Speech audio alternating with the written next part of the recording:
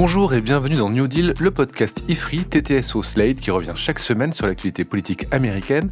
Je suis Christophe Caron et je suis en compagnie de Laurence Nardon, responsable du programme Amérique à l'IFRI. Bonjour Laurence. Bonjour Christophe. Laurence, ces derniers jours, deux faits ont marqué l'actualité politique américaine. D'un côté, l'ouverture du procès de Trump, le 22 avril à New York, et de l'autre, le vote enfin de l'aide américaine à l'Ukraine par le Congrès, une aide attendue par les intéressés depuis des mois. Trump sur le banc des accusés, une loi refusée par des élus trumpistes mais qui pèse quand même donc au Congrès. Est-ce que cela signale un affaiblissement du camp républicain ? Comment ces derniers développements impactent-ils sa dynamique de campagne ? On en parle aujourd'hui, Laurence. Oui, Christophe, le procès de Trump dans l'affaire Stormy Daniels a vraiment commencé donc, vous le disiez, lundi 22 avril, avec les réquisitoires, les plaidoiries qui vont se succéder, les témoins, etc. La semaine dernière, à partir du 15 avril, on avait assisté à la sélection des 12 jurés pour ce procès qui devrait durer environ 6 semaines. Rappelons que la sélection des jurés est quelque chose d'important dans les procès américains puisqu'il détermine souvent le verdict et qu'il y a une bataille d'avocats entre l'accusation et la défense pour composer le jury le plus favorable possible à son camp. Oui, et dans ce cas-là, c'était des jurés qui venaient tous de Manhattan, donc a priori anti-Trump. Les avocats de ce dernier ont donc été très durs dans le choix qui a quand même pu se faire au final. Ce procès Stormy Daniels, il est très important parce que ça va être vraisemblablement le seul procès au pénal qui se tiendra avant les élections de novembre.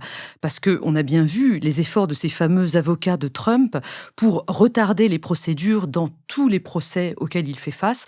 Ces efforts ont été globalement assez efficaces. Bon, ils n'ont pas pu empêcher la tenue du procès Stormy Daniels. Qu'est-ce que c'est ce procès Stormy Daniels ? Est-ce que vous pouvez nous rappeler l'affaire qui amène Donald Trump devant les tribunaux ? Oui, alors on en a parlé tellement de fois, mais quand même, on va rappeler les faits. Il s'agit de cette actrice du X, Stormy Daniels, avec laquelle Trump avait eu une liaison et à qui il a fait verser 130 000 $ pour qu'elle se taise. Ces 130 000 $, ils lui ont été versés par Michael Cohen, un avocat ou plutôt homme de main de Trump. Et puis, ils ont ensuite été remboursés à Michael Cohen, donc par Donald Trump. En 2017, Trump était entre-temps devenu président. Ces remboursements ont été présentés comme des frais juridiques. Et c'est là qu'il y a un problème, éventuellement un crime, parce que ces remboursements dissimulent alors une violation de la loi fédérale sur le financement des campagnes, une violation de la loi électorale de l'État de New York, plus potentiellement de l'évasion fiscale. C'est en tout cas ce que va essayer de montrer le procureur Alvin Bragg. Concrètement, on parle de 11 chèques, de 11 factures et de 12 entrées dans les livres comptables de Donald Trump. Ça donne au total 34 chefs d'accusation. Alvin Bragg, donc, qui porte l'accusation, va essayer de mettre en lumière plus largement ce qui serait une stratégie du candidat Trump en 2016 pour rechercher toutes les affaires gênantes pour sa campagne et à chaque fois essayer d'acheter le silence des personnes susceptibles de parler à la presse. Il va citer 2 affaires dans lesquelles c'est le National Enquirer, un journal lié à Trump, qui a fait les versements. Ce mardi 23 avril, on a vu l'ancien éditeur du National Enquirer, David Pecker, premier témoin de l'accusation, expliquer ce système en termes très clairs et extrêmement gênants pour le camp Trump. Rappelons que le National Enquirer est un des pires tabloïds américains. Je crois qu'il est à peine dépassé par le Globe. C'est un hebdomadaire avec la plupart d'informations inventées et qui a été très anti-Obama à l'époque et qui a vraiment soutenu la thèse de Trump sur la non-américanité de Barack Obama. Ils ont fait des caisses sur son certificat de naissance. Absolument. Et les 2 affaires dans lesquelles ce journal a fait des versements, c'est celle du portier de la Trump Tower qui racontait que Trump avait eu un enfant illégitime. Il a touché 30 000 $. Et la deuxième, c'est l'affaire Karen McDougal, une playmate qui a ou aurait eu elle aussi une liaison avec Donald Trump en 2016 et qui a reçu pour sa part 130 000 $. Est-ce qu'on peut suivre ce procès à la télé ? Non, il n'y a pas de télé, on a juste les photos sur lesquelles on voit Donald Trump qui a l'air assez sombre et qui parfois s'endort pendant les réquisitoires. Il reste pourtant agressif. Le juge dans ce procès, qui s'appelle Juan Merchan, a même émis un gag order, alors en français on dirait une injonction de silence, à Donald Trump, parce que ce dernier insulte toutes les personnes liées à l'affaire, que ce soit les jurés, les témoins, les procureurs, le juge et leur famille, il les insulte sur son réseau Social Truth. Ce réseau d'ailleurs, Social Trust, est le relais de Twitter, X, dont il s'est fait virer après les événements du 6 janvier en 2021. Est-ce que vous pourriez juste nous ouvrir une parenthèse et nous parler justement de ce réseau qui a fait son entrée en bourse il y a quelques semaines et visiblement, les cours ont d'abord explosé puis se sont effondrés. Où est-ce qu'en est Trump avec ce réseau qui, en France, n'est pas très connu? Oui, Truth Social, donc le réseau social créé par Trump, appartient à Trump Media Technology Group, TMTG, et comme vous le disiez, il a fait son entrée en bourse le 26 mars sur le Nasdaq. Le cours a commencé par monter, puis il a dévissé lorsque les résultats 2023 de Truth Social ont été rendus publics. On s'est rendu compte que ce réseau avait un chiffre d'affaires de 4 millions de dollars seulement, entre guillemets, pour des pertes de 58 millions, c'est-à-dire 14 fois plus. Mais le cours de l'action de TMTG s'est stabilisé autour de 30-35 dollars depuis quelques jours, ce qui permet à Trump de recevoir des actions supplémentaires pour un montant de 1,3 milliard qu'il touchera d'ici septembre. On l'a appris hier, il fallait que l'action reste plus de 20 jours au-dessus de 17 dollars, ce qui était le cas à partir de hier. Et ça, c'est quand même une très bonne nouvelle pour Trump parce que ça renforce son image d'homme d'affaires avisé, alors même que Truth Social ne marche pas du tout. Mais enfin, c'est les règles qui étaient posées. Oui, parce que sur Truth Social, Trump n'a que 7 millions d'abonnés actuellement, ce qui est très peu par rapport à ce qu'il avait avant. Oui, sur X, son compte officiel, donc dont il a été viré, avait 87 millions d'abonnés. Il les a toujours, d'ailleurs le compte existe, même s'il n'est pas alimenté. Car Elon Musk lui a permis de revenir, ce qu'il n'a pas fait. Il n'a pas fait parce qu'il doit à ses investisseurs sur Truth Social une exclusivité d'activité. Ceci dit, je signale aux auditeurs qu'il existe depuis quelque temps sur X un compte qui reposte systématiquement les messages de Trump sur Truth Social, donc sur X. Alors, c'est pas Trump qui s'en occupe, il n'a pas le droit, mais ce sont très probablement des partisans de Trump.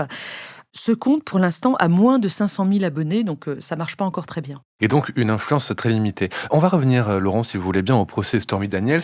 Que risque Trump s'il est condamné ? Au maximum, il pourrait être condamné à 4 années de prison par chef d'inculpation, ça fait 4 fois 34, c'est-à-dire 136 ans. Mais le juge pourrait décider que Trump fait toutes ses peines de manière fusionnée, donc 4 ans seulement. Dans tous les cas, ce qui est certain, c'est que Trump ferait appel, un appel suspensif, il ferait traîner les choses, et donc, si Trump doit aller en prison, ce ne sera pas avant très longtemps. On peut aussi penser, et c'est encore une autre solution, qu'il serait condamné à quelque chose avec sursis, donc pas de prison. Pour finir sur ce procès qui a commencé donc lundi 22 avril, en début de semaine, Trump était furieux parce qu'il y avait très peu de manifestants favorables à sa cause devant le tribunal. Alors justement, puisque vous parlez de ses partisans, est-ce que ces affaires nuisent à sa cote de popularité auprès des électeurs américains ? Je ne vais pas vous surprendre, Christophe, je suis allée voir le site 538 qui agrège les sondages et qui les suit sur le long terme.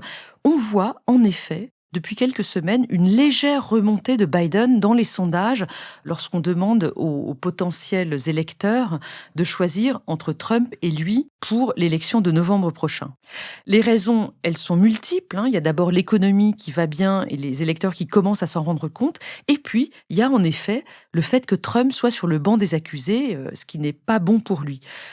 Pour être tout à fait complet, je voudrais ajouter une troisième raison à cette amélioration du score de Biden, c'est Robert Kennedy. Vous savez, ce troisième candidat indépendant pour les élections présidentielles, celui qu'on appelle le gendre idéal complotiste. Eh bien, on s'est rendu compte récemment qu'il soutirerait finalement plus de voix à Trump qu'à Biden dans l'élection en novembre prochain. Et pire, pour le camp Trump, il semble qu'il reçoive plus d'argent de soutien républicain que de soutien démocrate. Alors on ne sait pas si Trump va gagner ou perdre ce procès. En tout cas, il y a une défaite politique pour Trump, c'est ce vote de la loi d'aide à l'Ukraine au Congrès. Il y était opposé, les MAGA faisaient blocage. Que s'est-il passé pour que ce vote finalement aboutisse ? Oui, ce paquet d'aide à l'Ukraine, c'est un feuilleton qui dure très exactement depuis octobre dernier et nous sommes maintenant en avril 2024. L'administration Biden avait donc demandé au Congrès de voter un paquet d'aide militaire à Kiev, mais les républicains étaient contre. Une partie des républicains soutient l'aide à l'Ukraine, mais une autre partie la refuse, alors soit par isolationnisme, soit parce qu'ils sont carrément pro-russes. Ça, c'est vraiment pour l'aile très très à droite du Parti républicain. En tout cas, en octobre dernier, dans un premier temps, le Parti républicain a exigé que ce paquet d'aides soit lié à des mesures anti-immigration. Mais lorsque les démocrates ont accepté, et donc ont même proposé une loi assez ferme sur les mesures migratoires, eh bien, Trump a alors demandé aux élus MAGA, aux élus républicains d'extrême droite, de refuser de voter ce nouveau projet de loi parce qu'il voulait que le sujet de la submersion migratoire aux États-Unis, je mets ce terme entre guillemets, reste brûlant pendant toute la campagne pour pouvoir galvaniser son électorat. Ce qui était vraiment une action politicienne très cynique de sa part. Par la suite, les deux sujets, donc l'Ukraine et l'immigration, ont été séparés. Mais alors, on a vu Mike Johnson, le speaker de la Chambre des représentants, trumpiste, refuser de mettre ce texte en discussion. Et du coup, comment les choses se sont débloquées au Congrès? Eh bien, ce qui s'est passé, c'est que ce fameux Mike Johnson a fini par changer d'avis. D'après les observateurs sur place, il aurait été converti, si je peux m'exprimer ainsi, à force d'assister au briefing des agences de renseignement sur la situation en Ukraine. Ukraine qui va donc normalement recevoir 61 milliards de dollars d'aide. Oui, alors il y a ces 61 milliards pour l'Ukraine, mais il y a aussi 8 milliards pour Taïwan, 26 milliards pour Israël, dont plus de 9 seront réservés à l'aide humanitaire. Alors le mot Gaza n'est pas précisé dans le texte de loi, mais c'est évidemment ce qui va se passer. On ajoutera dans cette loi des sanctions contre l'Iran et la Russie et une autre mesure dont on a déjà parlé, le fait que l'application TikTok, qui appartient à des Chinois, devra être vendue à des non-chinois dans les 9 mois qui viennent pour continuer à être disponible aux États-Unis. Au total, 95,3 milliards de dollars, dont 50, c'est-à-dire plus de la moitié, seront réservés à des achats de matériel à des usines américaines. Donc les intérêts américains sont bien servis dans cette loi. Ce qui est très malin de la part de Biden pour relancer l'économie américaine qui se porte déjà beaucoup mieux. Mais vous avez parlé de ce Mike Johnson qui a réussi à faire basculer le Congrès. Ce que je ne comprends pas, c'est que la majorité là-bas est républicaine et c'est un texte soutenu par les démocrates. Oui, ce qu'il faut savoir, c'est qu'il y a eu un peu de cuisine parlementaire parce que ces projets avaient été découpés en plusieurs projets de loi différents, un sur l'Ukraine, un sur l'Iran, un sur TikTok, etc. Mais vous avez raison, Mike Johnson a quand même réussi à faire voter la moitié des élus républicains de la Chambre pour ce projet de loi soutenu par les démocrates. On a donc vu les 210 démocrates voter pour, suivis par 101 républicains et 112 républicains voter contre. Mais c'est dire quoi ça? Ça veut dire que la majorité républicaine se fissure, se divise? C'est ce que j'ai dit tout à l'heure, il y a une partie des républicains qui est pro-Ukraine, mais une autre partie qui est contre. Dans cette autre partie, il y a les isolationnistes, comme par exemple J.D. Vance, ce sénateur de l'Ohio, qui a écrit un édito dans le New York Times très récemment pour dire que l'aide à l'Ukraine était inefficace, qu'il fallait mieux aller aux négociations tout de suite. Et puis, vous avez une autre partie qui est carrément pro-russe. Et là, c'est plutôt des gens comme Marjorie Taylor Greene, cette élue de Géorgie, qui est d'ailleurs attaquée même par les médias conservateurs aujourd'hui, même Fox News par exemple, parce qu'elle serait beaucoup trop pro-Poutine. Je vous donne un seul exemple complètement incroyable. Ces dernières semaines, Marjorie Taylor Greene avait essayé d'imposer un amendement à cette loi sur l'aide à l'Ukraine qui rendrait obligatoire le fait que les écoles de Transcarpathie, une région de l'ouest de l'Ukraine, cessent d'enseigner de force la langue ukrainienne aux enfants de la minorité hongroise qui vivent dans cette région. Comment Marjorie Taylor Greene connaissait-elle cette région de Transcarpathie et cette question de l'enseignement des langues dans cette région? Clairement, c'est un élément de langage qui est directement issu de la propagande russe et ça s'est vu, elle est aujourd'hui critiquée pour ça. On imagine que Trump n'était pas ravi de ce vote du Congrès, qu'il était encore une fois très en colère? Là aussi, il y a un développement totalement inattendu. À la suite donc du vote de cette loi à la Chambre des représentants, c'était samedi 20 avril, Trump a tout à coup été beaucoup plus en soutien de Mike Johnson et du passage de cette loi d'aide à l'Ukraine. Sur les quelques médias qu'il a fait depuis, on le voit très mesuré et même défendant Mike Johnson. Probablement un peu de pragmatisme de la part de Trump, on le connaît, il est comme ça. Peut-être aussi un respect pour un winner qui vient de remporter quelque chose. Enfin, en tout cas, c'est une réaction inattendue. En conclusion, Je voudrais dire tout simplement que les questions de politique étrangère sont un facteur de division extrêmement important, extrêmement grave pour le Parti républicain. Ces dernières semaines, 2 Trumpistes spécialistes de politique étrangère, Matt Kroenig et Dan Negrea, ont sorti un bouquin qui s'appelle We Win, They Lose, dans lequel ils proposent une thèse qui me semble complètement fausse. Ils défendent l'idée qu'il y a en fait une continuité et une cohérence entre la politique étrangère de Reagan et la politique étrangère de Donald Trump, à la fois sur les questions commerciales, sur les questions de forces militaires, sur les questions du rôle moral des États-Unis, tout ça contre la Chine. Ils pensent qu'il y a quelque chose qui reste pareil. Et à mon avis, c'est complètement faux. Ils ont sorti ce bouquin probablement pour se placer et pour avoir des postes dans une future possible administration Trump. Encore faut-il que ce Trump soit élu en novembre prochain, ce qui ne semble pas gagner, Laurence. Merci beaucoup pour cet épisode. On se retrouve la semaine prochaine pour un nouveau New Deal. Au revoir, Laurence. Merci Christophe, à la semaine prochaine.